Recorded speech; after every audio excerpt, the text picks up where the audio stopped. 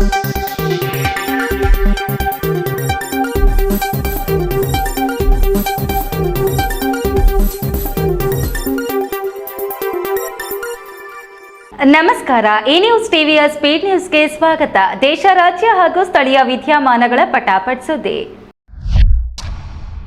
ಬಾಗಲಕೋಟೆಯಲ್ಲಿ ಸುರಿದ ಭಾರೀ ಮಳೆಗೆ ಮನೆಯ ಮೇಲ್ಛಾವಣಿ ಕುಸಿದ ಘಟನೆ ನಡೆದಿದೆ. ಆದರೆ ಸಾಕು ಬೆಕ್ಕಿನ ಸಮಯ ಪ್ರಜ್ಞೆಯಿಂದ ತಂದೆ ಮತ್ತು ಮಗ ಮನೆಯಿಂದ ಹೊರಬಂದ ಕೆಲವೇ ಕ್ಷಣಗಳಲ್ಲಿ ಛಾವಣಿ ಕುಸಿದಿದ್ದು ಇಬ್ಬರು ಪ್ರಾಣಾಪಾಯದಿಂದ ಪಾರಾಗಿದ್ದಾರೆ. ಬಾಗಲಕೋಟೆಯಲ್ಲಿ ಮುಂಗಾರು ಮಳೆ ಸಮರ್ಪಕವಾಗಿ ಆಗ್ತಿಲ್ಲ ಅಂತ ರೈತರು ಕಣ್ಣೀರು ಹಾಕ್ತಿರುವ ಬೆನ್ನಲ್ಲೇ ಬಾಗಲಕೋಟೆಯಲ್ಲಿ ಸುರಿದ ಧಾರಾಕಾರ ಮಳೆ ಒಂದು ಕಡೆ ಆತಂಕ ಉಂಟು ಮಾಡಿದ್ರೆ ಮತ್ತೊಂದೆಡೆ ಪವಾಡ ಸದೃಶ್ಯ ಘಟನೆಯೊಂದಕ್ಕೆ ಸಾಕ್ಷಿಯಾಗಿದೆ. ನಿನ್ನೆ ವಲ್ಲಭಬಾಯಿ ನಗರದಲ್ಲಿ ಆರ್ಭಟಿಸಿದ ಮಳೆಗೆ ಮನೆಯೊಂದರ ಇಡೀ ಮೇಲ್ಛಾವಣಿಗೆ ಕುಸಿದಿದೆ. ಆದರೆ ಸಾಕು ಬೆಕ್ಕಿನಿಂದಾಗಿ ತಂದೆ ಮತ್ತು ಮಗ ಕೂದಲೆಲೆ ಅಂತರದಲ್ಲಿ ಪ್ರಾಣಾಪಾಯದಿಂದ ಪಾರಾಗಿದ್ದಾರೆ. ಆ ಮೂಲಕ ಭಾರೀ ಅನಾಹುತವನ್ನು ತಪ್ಪಿದೆ. ಐಪಿಎಲ್ ಪಂದ್ಯ ವೇಳೆ ಸಿಸಿಟಿವಿ ವೈರ್ ಕಟ್ ಮಾಡಲಾಗಿದೆ ಎಂಬ ಆರೋಪದ ಪ್ರಕರಣಕ್ಕೆ ಹೊಸ ತಿರುವು ಸಿಕ್ಕಿದೆ. ಭದ್ರತಾ ಲೋಪವಲ್ಲ, ಹಣದ ವಿವಾದ ಮುಚ್ಚಿಹಾಕಲು ಅಮಾಯಕರ ವಿರುದ್ಧ ಸುಳ್ಳು ಕೇಸ್ ದಾಖಲಿಸಲಾಗಿದೆ ಎಂದು ಗಂಭೀರ ಆರೋಪ ಕೇಳಿಬಂದಿದೆ. ಎಂ ಚಿನ್ನಸ್ವಾಮಿ ಕ್ರೀಡಾಂಗಣದಲ್ಲಿ ಐಪಿಎಲ್ ಪಂದ್ಯಗಳ ವೇಳೆ ಸಿಸಿಟಿವಿ ವೈರ್ ಕಟ್ ಮಾಡಲಾಗಿತ್ತು ಎಂಬ ಆರೋಪದ ಬೆನ್ನಲ್ಲೇ ಈಗ ಪ್ರಕರಣಕ್ಕೆ ಭಾರೀ ಟ್ವಿಸ್ಟ್ ಸಿಕ್ಕಿದೆ. ಪಂದ್ಯದ ವೇಳೆ ಯಾವುದೇ ದುಷ್ಕೃತ್ಯ ಅಥವಾ ಭದ್ರತಾ ಲೋಪ ಆಗಿರಲಿಲ್ಲ. ಬದಲಿಗೆ ಬಾಕಿ ಹಣ ನೀಡದೆ ವಂಚಿಸಲು ಸಿಸಿಟಿವಿ ತಂತ್ರಜ್ಞಾನ ಸಂಸ್ಥೆಗಳು ಅಮಾಯಕರ ಮೇಲೆ ಸುಳ್ಳು ಕೇಸ್ ದಾಖಲಿಸಿ ಕಣ್ಣಿಗೆ ಮಣ್ಣೆರಚುವ ಕೆಲಸ ಮಾಡಿವೆ ಎಂಬ ಗಂಭೀರ ಆರೋಪ ಕೇಳಿಬಂದಿದೆ. 39,000 ಕೋಟಿ ರೂಪಾಯಿ ಮೌಲ್ಯದ ಬೆಂಗಳೂರು ಕಸ ನಿರ್ವಹಣಾ ಟೆಂಡರ್ ವಿವಾದದ ಹಿನ್ನೆಲೆ ರಾಜ್ಯ ಸರ್ಕಾರ ಉನ್ನತ ಮಟ್ಟದ ತನಿಖಾ ಸಮಿತಿಯನ್ನು ರಚಿಸಿದೆ. ಮುಂದಿನ 30 ವರ್ಷಗಳಿಗೆ ಬೆಂಗಳೂರಿನ ಕಸ ನಿರ್ವಹಿಸುವ ಗುತ್ತಿಗೆಗೆ ಅನುಮೋದನೆ ನೀಡಿದ್ದ ಸರ್ಕಾರ ಇದೀಗ ಮನಸ್ಸು ಬದಲಾಯಿಸಿದೆ. 39,437 ಕೋಟಿ ರೂಪಾಯಿಗಳ ಬೃಹತ್ ಟೆಂಡರ್ ವಿವಾದಕ್ಕೆ ಸಂಬಂಧಿಸಿದಂತೆ ಕರ್ನಾಟಕ ಸರ್ಕಾರವು ತನಿಖಾ ಸಮಿತಿಯನ್ನು ರಚಿಸಿದೆ. ಈ ಟೆಂಡರ್ನಲ್ಲಿನ ವೆಚ್ಚವು ಅತಿಯಾಗಿದೆಯೆಂದು ಮತ್ತು 30 ವರ್ಷಗಳ ಸುದೀರ್ಘ ಅವಧಿಗೆ ಒಂದೇ ಕಂಪನಿಗೆ ಗುತ್ತಿಗೆ ನೀಡಿರುವುದು ಸರಿಯಿಲ್ಲವೆಂದು ರಾಜ್ಯ ಹಣಕಾಸು ಇಲಾಖೆಯು ತೀವ್ರ ಆಕ್ಷೇಪ ವ್ಯಕ್ತಪಡಿಸಿದೆ.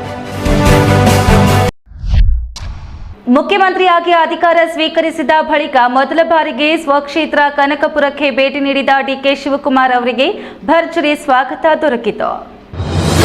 ಸಿಎಂ ಆಗಿ ಅಧಿಕಾರದ ಗದ್ದುಗೆ ಏರಿರುವ ಡಿಕೆ ಶಿವಕುಮಾರ್ ತಮ್ಮ ಸೀಮೆಯ ಜನರಿಗೆಂದು ಕೃತಜ್ಞತೆ ಸಲ್ಲಿಸಿದ್ದಾರೆ. ಮುಖ್ಯಮಂತ್ರಿ ಪಟ್ಟಕ್ಕೇರಿದ ಬಳಿಕ ಮೊದಲ ಬಾರಿಗೆ ಸ್ವಕ್ಷೇತ್ರ ಕನಕಪುರಕ್ಕೆ ಭೇಟಿ ಕೊಟ್ಟಿದ್ದಾರೆ. ಜನರ ನಡುವೆ ನಿಂತು ನಾನು ನಿಮ್ಮ ಮನೆ ಮಗ, ನಿಮ್ಮೊಂದಿಗೆ ಸದಾ ಇರ್ತೇನೆ ಎನ್ನುವ ಸಂದೇಶ ರವಾನಿಸಿದ್ದಾರೆ.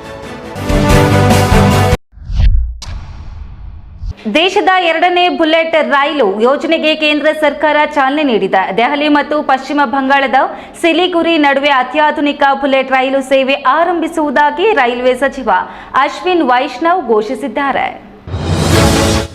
ಭಾರತೀಯ ರೈಲ್ವೆ ವಲಯದಲ್ಲಿ ಹೊಸ ಕ್ರಾಂತಿ ಹಾಗೂ ದೇಶದ ಮೂಲಸೌಕರ್ಯ ಅಭಿವೃದ್ಧಿಗೆ ಹೊಸ ವೇಗ ನೀಡುವ ನಿಟ್ಟಿನಲ್ಲಿ ಕೇಂದ್ರ ರೈಲ್ವೆ ಸಚಿವ ಅಶ್ವಿನಿ ವೈಷ್ಣವ್ ಅವರು ಪಶ್ಚಿಮ ಬಂಗಾಳಕ್ಕೆ ಅತ್ಯಂತ ಐತಿಹಾಸಿಕ ಮತ್ತು ಭರವಸೆಯ ಕೊಡುಗೆಯೊಂದನ್ನು ಘೋಷಿಸಿದ್ದಾರೆ. ಮುಂಬೈ ಅಹಮದಾಬಾದ್ ಕಾರಿಡಾರ್ ಯಶಸ್ಸಿನ ನಂತರ ದೇಶದ 2ನೇ ಅತ್ಯಾಧುನಿಕ ಬುಲೆಟ್ ರೈಲು ಯೋಜನೆಯು ದೆಹಲಿ ಮತ್ತು ಪಶ್ಚಿಮ ಬಂಗಾಳದ ಸಿಲಿಗುರಿ ನಡುವೆ ಚಲಿಸಲಿದೆ ಅಂತ ಅವರು ಅಧಿಕೃತವಾಗಿ ಪ್ರಕಟಿಸಿದ್ದಾರೆ. ಮುಂಬೈನಲ್ಲಿ ಸಾರ್ವಜನಿಕರಿಗೆ ಆತಂಕ ಮೂಡಿಸಿದ್ದ ಹಾವೊಂದನ್ನ ಬ್ಲಿಂಕಿಟ್ ಡೆಲಿವರಿ ಏಜೆಂಟ್ ಧೈರ್ಯದಿಂದ ಹಿಡಿದು ಬ್ಯಾಗ್ಗೆ ತುಂಬಿದ ವಿಡಿಯೋ ಸಾಮಾಜಿಕ ಜಾಲತಾಣಗಳಲ್ಲಿ ವೈರಲ್ ಆಗಿದೆ. ಜನರಲ್ಲಿ ಆತಂಕ ಸೃಷ್ಟಿಸಿದ ಹಾವನ್ನ ಬ್ಲಿಂಕಿಟ್ ಡೆಲಿವರಿ ಬಾಯ್ ಹಿಡಿದು ಬ್ಯಾಗ್ಗೆ ತುಂಬಿರುವ ವಿಡಿಯೋ ವೈರಲ್ ಆಗಿದೆ.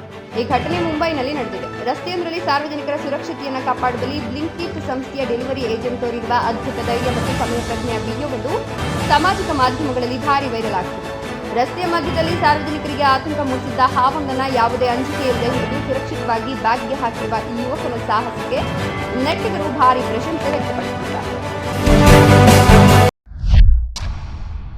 ಪಶ್ಚಿಮ ಬಂಗಾಳದಲ್ಲಿ ಟಿಎಂಸಿ ಶಾಸಕ ಮದನ್ ಮಿತ್ರ ಅವರ ವಾಹನದ ಮೇಲೆ ಪ್ರತಿಭಟನಾಕಾರರು ಮೊಟ್ಟೆ ಎಸೆದಿದ್ದಾರೆ. ಕಟ್ ಮನೆ ಹಿಂತಿರುಗಿಸಬೇಕು ಎಂದು ಆಗ್ರಹಿಸಿ ನಡೆದ ಪ್ರತಿಭಟನೆ ವೇಳೆ ಈ ಘಟನೆ ನಡೆದಿದೆ. ತೃಣಮೂಲ ಕಾಂಗ್ರೆಸ್ ಹಿರಿಯ ಶಾಸಕ ಮದನ್ ಮಿತ್ರ ಅವರ ವಾಹನದ ಮೇಲೆ ಶನಿವಾರ ರಾತ್ರಿ ಗಮರ್ಹತಿಯ ಅರಿಯದಹ ಪ್ರದೇಶದಲ್ಲಿ ಪ್ರತಿಭಟನಾಕಾರರು ಮೊಟ್ಟೆ ಎಸೆದ ಘಟನೆ ನಡೆದಿದೆ. ಸ್ಥಳೀಯ ಆಟೋ ಮತ್ತು ಇ ರಿಕ್ಷಾ ಚಾಲಕರು ವಾರ್ಡ್ ಸಂಖ್ಯೆ 14ರ ಕೌನ್ಸಿಲರ್ ಕಚೇರಿ ಮುಂದೆ ಜಮಾಯಿಸಿ ಕಳೆದ ಕೆಲವು ವರ್ಷಗಳಿಂದ ಬಲವಂತವಾಗಿ ವಸೂಲಿ ಮಾಡಲಾಗಿರುವ ಕಟ್ ಮನಿ ಹಣವನ್ನು ಮರಳಿ ನೀಡುವಂತೆ ಒತ್ತಾಯಿಸಿ ಪ್ರತಿಭಟನೆ ನಡೆಸಿದರು. ಈ ವೇಳೆ ಸ್ಥಳಕ್ಕೆ ಭೇಟಿ ನೀಡಿದ ಶಾಸಕರ ವಾಹನವನ್ನು ಗುರಿಯಾಗಿಸಿ ಮೊಟ್ಟೆ ಎಸೆಯಲಾಗಿದ್ದು ಚಾಲಕನ ಮೇಲೂ ಹಲ್ಲೆ ನಡೆದಿದೆ ಎನ್ನಲಾಗಿದೆ. ಕೃತಕ ಬುದ್ಧಿಮತ್ತೆ ಕ್ಷೇತ್ರದಲ್ಲಿ ಗೂಗಲ್ ಮತ್ತು ಸ್ಪೇಸ್ ಎಕ್ಸ್ ನಡುವೆ ಮಹತ್ವದ ಒಪ್ಪಂದವಾಗಿದೆ. ಗೂಗಲ್ ಮತ್ತು ಸ್ಪೇಸ್ ಎಕ್ಸ್ ನಡುವೆ ಒಂದು ಬೃಹತ್ ಒಪ್ಪಂದ ನಡೆದಿದೆ. ಸ್ಪೇಸ್ ಎಕ್ಸ್ನ ಎಐ ಕಂಪ್ಯೂಟಿಂಗ್ ಸೌಲಭ್ಯ ಬಳಸಲು ಗೂಗಲ್ ಈ ಡೀಲ್ ಮಾಡಿಕೊಂಡಿದೆ. ಅದರಂತೆ ಗೂಗಲ್ ಸಂಸ್ಥೆಯು ಸ್ಪೇಸ್ ಎಕ್ಸ್ಗೆ ಪ್ರತಿ ತಿಂಗಳು $920 ಮಿಲಿಯನ್ ಹಣವನ್ನು ಪಾವತಿಸಲಿದೆ. ಈ ಒಪ್ಪಂದವು ಒಟ್ಟು 32 ತಿಂಗಳುಗಳ ಕಾಲ ಅಂದರೆ ಅಕ್ಟೋಬರ್ನಿಂದ ಜೂನ್ 2029ರವರೆಗೂ ಚಾಲ್ತಿಯಲ್ಲಿದೆ. ಇಲ್ತಾನ್ ಮಸ್ಕ್ ಅವರ ಕಂಪನಿಯಾದ ಡೇಟಾ ಸೆಂಟರ್ಗಳಲ್ಲಿನ ಕೃತಕ ಬುದ್ಧಿಮತ್ತೆ ಕಂಪ್ಯೂಟಿಂಗ್ ಸೌಲಭ್ಯವನ್ನು ಬಾಡಿಗೆಗೆ ಪಡೆಯಲು ಗೂಗಲ್ ಈ ಒಪ್ಪಂದ ಮಾಡಿಕೊಂಡಿದೆ. ಜಮ್ಮು ಕಾಶ್ಮೀರದ ರಾಜೌರಿಯಲ್ಲಿ ಉಗ್ರ ವಿರೋಧಿ ಕಾರ್ಯಾಚರಣೆ ವೇಳೆ ಭಾರತೀಯ ಸೇನೆಯ ಅಧಿಕಾರಿ ಲೆಫ್ಟಿನೆಂಟ್ ಭೀರೇಶ್ವರ್ ಗೋಸ್ವಾಮಿ ಹುತಾತ್ಮರಾಗಿದ್ದಾರೆ. ಜಮ್ಮು ಮತ್ತು ಕಾಶ್ಮೀರದ ರಾಜೌರಿಯಲ್ಲಿ ಉಗ್ರ ವಿರೋಧಿ ಕಾರ್ಯಾಚರಣೆಯ ವೇಳೆ ಕಂದಕಕ್ಕೆ ಬಿದ್ದ ಸೈನಿಕರೊಬ್ಬರು ಹುತಾತ್ಮರಾಗಿರುವ ಘಟನೆ ನಡೆದಿದೆ. ಜಮ್ಮು ಮತ್ತು ಕಾಶ್ಮೀರದ ರಜೌರಿ ಜಿಲ್ಲೆಯ ಕಠಿಣ ಪರ್ವತ ಪ್ರದೇಶಗಳಲ್ಲಿ ದೇಶದ ಭದ್ರತೆಗಾಗಿ ಹಾಗೂ ಗಡಿಗಳನ್ನು ಭಯೋತ್ಪಾದಕರಿಂದ ಮುಕ್ತಗೊಳಿಸಲು ಅಪ್ರತಿಮ ಧೈರ್ಯದಿಂದ ಹೋರಾಡುತ್ತಿದ್ದ ಭಾರತೀಯ ಸೇನೆಯ ವೀರ ಅಧಿಕಾರಿ ಲೆಫ್ಟಿನೆಂಟ್ ಭೀರೇಶ್ವರ ಗೋಸ್ವಾಮಿಯವರು ಶನಿವಾರ ಸಂಜೆ ಕರ್ತವ್ಯದ ಅವಧಿಯಲ್ಲಿ ಹುತಾತ್ಮರಾಗಿದ್ದಾರೆ. ದೆಹಲಿ ವಿಶ್ವವಿದ್ಯಾಲಯದ ಪ್ರಾಧ್ಯಾಪಕಿ ದೇಬೋ ಸ್ಮಿತ್ ಪಾಲ್ ಹತ್ಯೆ ಪ್ರಕರಣವನ್ನು ಪೊಲೀಸರು ಕೇವಲ 3 ದಿನಗಳಲ್ಲಿ ಭೇದಿಸಿದ್ದಾರೆ. ಹತ್ಯೆ ನಡೆಸಲು ಆರೋಪಿಗಳು 1400 ಕಿಲೋಮೀಟರ್ ದೂರದಿಂದ ಬಂದಿದ್ರು ಎಂಬುದು ತನಿಖೆಯಲ್ಲಿ ಬಹಿರಂಗವಾಗಿದೆ.